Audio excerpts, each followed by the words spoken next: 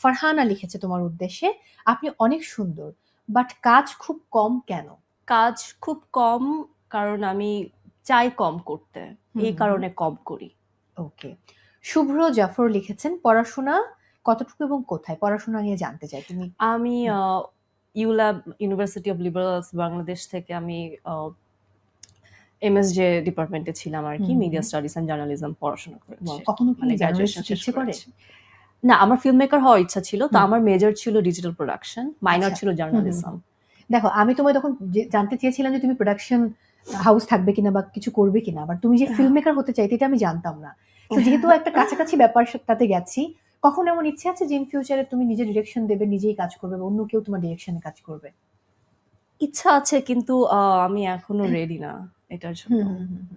আরো কোনো হায়ার স্টাডির ইচ্ছে আছে এই বিষয়ে, ফিল্ম মেকিং নিয়ে? আমার তো সরি। খুব ইচ্ছে ছিল আমি পুনে ফিল্ম ইনস্টিটিউশনে পড়বো।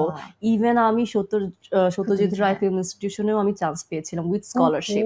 ওয়াও। কিন্তু আসলে আমার মা এখানে একা, তো মাকে রেখে বাইরে গিয়ে পারসিউ করাটা ডিফিকাল্ট ছিল। আমার এটা জানা ছিল না। সো আমার ইভেন এখনো আমার ইচ্ছা আছে, কারণ পড়ার তো কোনো বয়স নেই, এবং যে কোনো সময় শুরু করা যায়। তো আমার মাস্টার্স করার ইচ্ছা আছে ফিল্ম মেকিং এর উপরে। তোমার সেই স্বপ্ন পূরণ হোক, আমি এটা মনে প্রাণে চাই। তোমার প্রিয় রং কি জানতে চেয়েছেন মিস্টার হারুনুর রশিদ। সাদা। সাদা। ওয়াও, আই লাভ সাদা। আনিকা তাবাসসুম সাবা লিখেছেন, আপনি কার, কাবিলার নাকি আরপিনের? আরপিন কে? আমি জানি না।